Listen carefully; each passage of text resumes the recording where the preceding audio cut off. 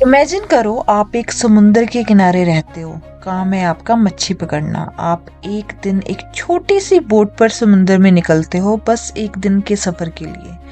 मछली पकड़नी है और वापस लौटना है, सिंपल राइट। लेकिन एकदम मौसम बदल जाता है, समुंदर में तूफान आता है, बोट के अंदर पानी भर जाता है, इंजन टूट जाता है और रेडियो खराब हो जाता है और आप समुंदर के बीच फंस जाते हो।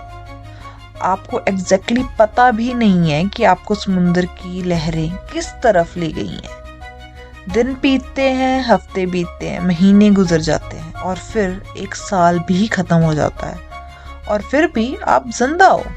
ये कहानी है एक इंसान की जो मौत से 438 दिन तक लड़ता रहा। आपको लगेगा ये मुमकिन ही नहीं है, ये कैसे हो सकता है, लेकिन ये कहानी सच है।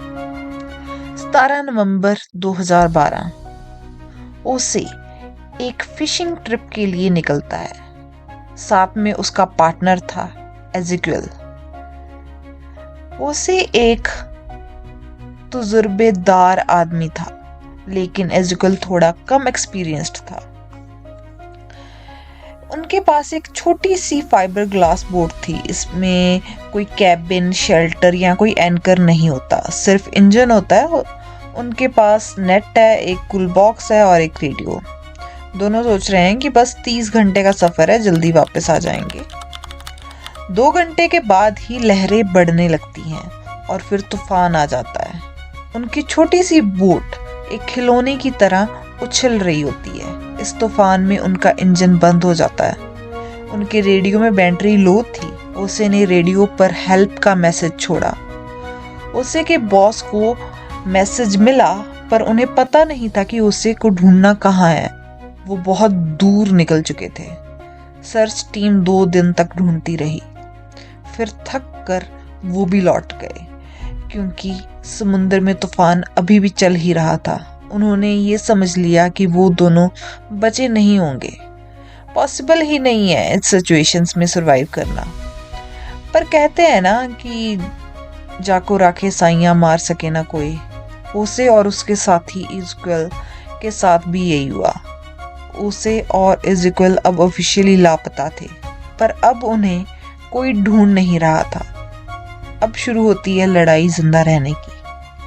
खाने के लिए उनके पास कुछ भी नहीं था। ओसे और इज़ेकिएल ने समुंदर का हर जीव पकड़ना शुरू करा। कच्ची मछली, समुद्री कछुआ, समुद्री पक्षी, छोटे शार्क्स तक भी पकड़े उन्होंने, और जो भी मिलता था कच्चा खा जाते थे। सबसे बड़ा खतरा था डिहाइड्रेशन से मरने का। तेज धूप में बॉडी पानी मांगती है। कहने को तो उनके पास पूरा समुंदर था, पर पीने के लिए एक बूंद भी नहीं। पानी के लिए बारिश का इंतजार करते, बॉटल्स भरते। जब बारिश नहीं होती तो कछुए का खून पीते और कभी कभी अपना ही यूरिन पीते। धीरे धीरे हफ्ते गुजर गए और फिर 4 महीने। इज़ेकिएल थक गया था। उसका मन और जिस्म दोनों हार गए थे। उसने खाना पीना बंद कर दिया था। कच्चा मांस खाते खाते गया था। उसको अब और वो सब नहीं खाना था। वो ये कच्चा मांस खाकर 1-2 बार बीमार भी हो चुका था। अब उसके मन में डर बैठ गया था और अब वो खाना खाने से मना करता था। ओसे ने उसे खाना खिलाने की बहुत कोशिश की, पर वो हार चुका था। उसे और कच्चा मांस नहीं खाना था और कछुए का खून नहीं पीना था। इज़ेकिएल ने ओसे से पूछा कि अगर वो मर गया तो क्या वो उसका मांस खाएगा। ये सवाल काफी अजीब है, पर सिचुएशन ही कुछ ऐसी थी। इज़ेकिएल को पता था कि वो अब मरने वाला है। उसने खाना पीना बिल्कुल बंद कर दिया था। मरने से पहले इज़ेकिएल ने उसे से एक प्रॉमिस करवाया कि वो उसे नहीं खाएगा। इज़ेकिएल की मौत हो गई। 4 महीने तक इतनी हार्श कंडीशंस का सामना करके अंत उसकी बॉडी और उसकी आत्मा ने साथ छोड़ दिया। अब वो उसे अकेला था। 6 दिन तक वो इज़ेकिएल की लाश से बातें करता रहा, जैसे कि वो जिंदा हो। उसे अपने शिकार के बारे में बताता, अपनी पिछली जिंदगी के बारे में, और उससे बातें करता कि जब वो यहाँ से बच जाएगा तो वापस जाके क्या करेगा, कैसे वो अपनी फैमिली से मिलेगा, अपनी बेटी को हग करेगा, ये सब कुछ, और वहां जाकर क्या क्या खाना खाएगा। 6 दिन बाद उसने एज़ेकियल की लाश को समुद्र में फेंक दिया। अगर वो ऐसा ना करता तो शायद वो पागल हो जाता। अब वो अकेला था। इसके बाद होसे ने खुद सुसाइड की कोशिश की, पर वो काफी धार्मिक था और उसकी धार्मिक आस्था ने उसे सुसाइड करने नहीं दिया।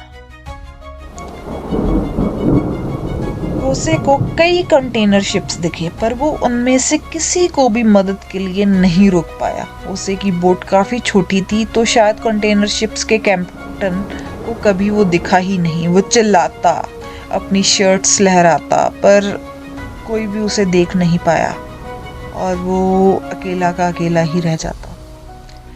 चांद की शेप से वो दिनों का अंदाजा लगाने लगा।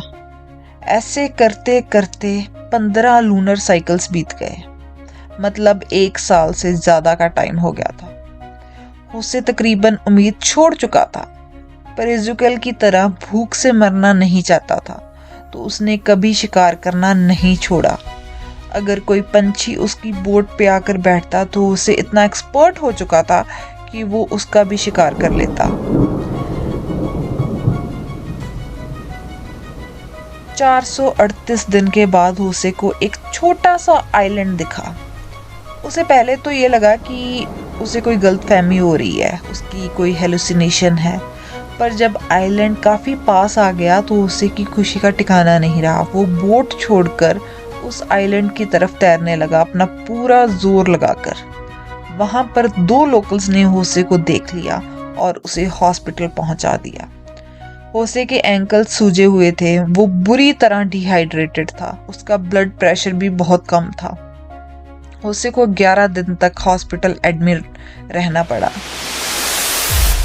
होसे अपनी फैमिली से मिला तो उन्हें यकीन ही नहीं हो रहा था कि वो जिंदा है। उन्हें कुछ टाइम तक ये लगा कि वो मरकर वापस आ गया है। कोई इंसान इतने लंबे समय तक कैसे सरवाइव कर सकता है? ये एक वर्ल्ड रिकॉर्ड बना।